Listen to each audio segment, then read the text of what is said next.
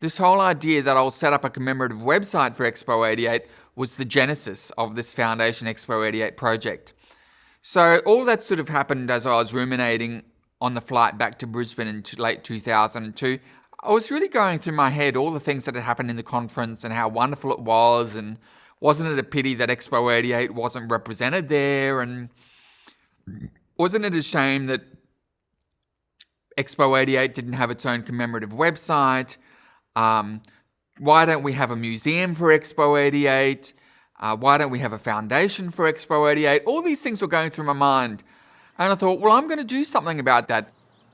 Immediately, I started to think of names for this so-called organisation, and I wanted to have a grand name. I wanted it to be memorable, and I could only have so many characters because I was with AOL at that time. And I was started playing with words like Expo 88, Foundation. I was always thinking about the word foundation. I liked the word foundation. So I thought, Foundation Expo 88, does that fit? It was exactly the right number of characters to be accepted for an AOL username. I really didn't know what I was doing at first, but as I was doing it, I started to have a clearer idea of what I wanted to do and how big this project could become. And I could see it becoming almost like a full-time job. I wanted to make sure that I had the lead in terms of an Expo 88 website. So I worked very hard. I went to the State Library. I went to the State Archives. I got copyright permissions from all these different places because I found one lead would lead to other leads, would lead to other leads. And it just kept on growing, and it became more complicated. And I had a live launch of the website. I had a laptop computer connected to, I don't know whether it was Wi-Fi or connected to my mobile or something like that. And I had about 16 people turn up at 8 p.m. on the 30th of April 2004, the 16th anniversary of World Expo 88. I then went to the laptop and I clicked the button and the website became live. And we had a cake and everything. It was very exciting. Hi, my name's John McGregor and welcome to my website on World Expo 88, a museum, an association and a website, Foundation Expo 88. Enjoy your visit. As time progressed, like a year or two, I started to become a bit more ambitious as to what I wanted. I wanted a physical boutique expo museum for Expo 88 to be part of the Foundation Expo 88 project. It was 2007, coming up to the 19th anniversary of Expo 88. By this time, I had started to identify the Nepal Peace Pagoda at Southbank Parklands as my headquarters, because this was our most significant on Southbank's Parklands site Expo 88 legacy structure. And it was underused, and it didn't have any Expo 88 information in there at the time to link it to Expo 88, except for a display cabinet which was largely empty, except for a few black and white photocopies on pagodas in Nepal.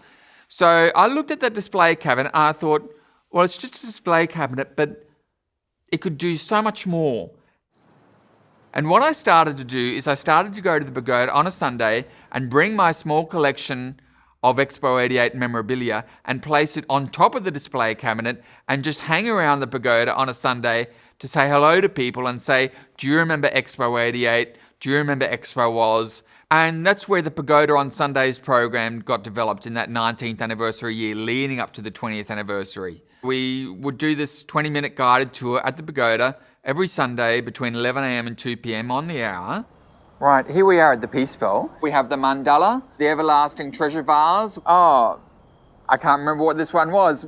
He also carries a long sword, which represents cutting through delusional thought.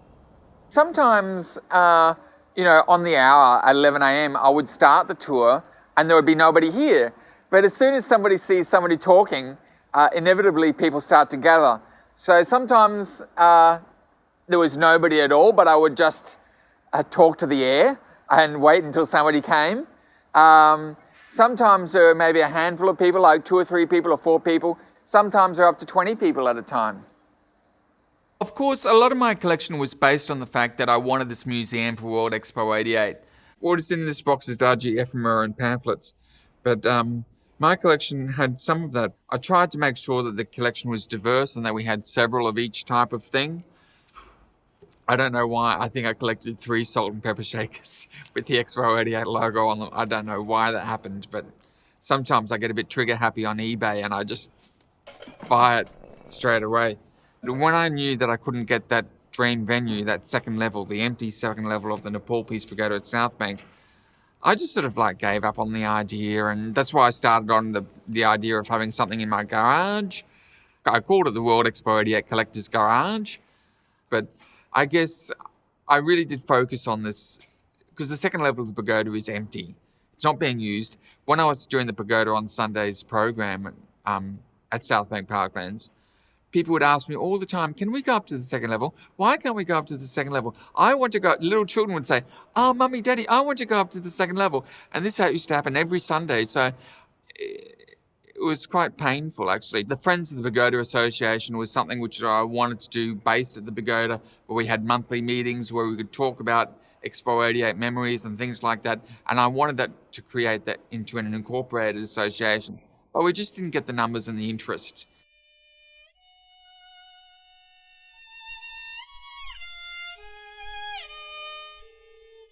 Foundation Expo 88 is now called Celebrate 88, which is a rebranding we did at the end of the 25th anniversary. But Foundation Expo 88 today only exists in the form of that YouTube channel. It doesn't exist in any other form. We have over 200 videos now on the YouTube channel. Anything to do with Expo 88 is on there. That'll probably be the lasting legacy of Foundation Expo 88. It's really complements the celebrate88.com website very well. And YouTube will last as long as there are still computers on this planet, whereas celebrate88.com will only last as long as I pay the $17.95 monthly fees.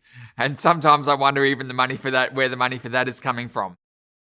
Celebrate88.com now is really, the whole idea is just to attend the occasional conference. We're a bit like a one-man think tank. Yeah, I am. We lobby the federal government to see what we can do to maximise our representation at a World Expo. The celebrate88.com/Foundation Expo 88 story is not just about Expo 88 anymore. It's about Australia at World Expositions. Very sadly, Australia has chosen not to be represented at Milan, and I've already been in contact with the BIE to express my interest in attending as an observer once again for the third time for Brisbane City and Expo 88 at the AVE meeting at the end of the Milan Expo. I'll do my documentation, of course, and I probably will still write up a report, although I'm a bit loath to do so because I've already done 2 reports and the response from Brisbane City Council has been the same. But I feel duty-bound to do this simply to let people know on the world stage that, yes, Expo 88 was a successful expo. There is somebody still interested in World Expo 88 on the world stage, and it's me.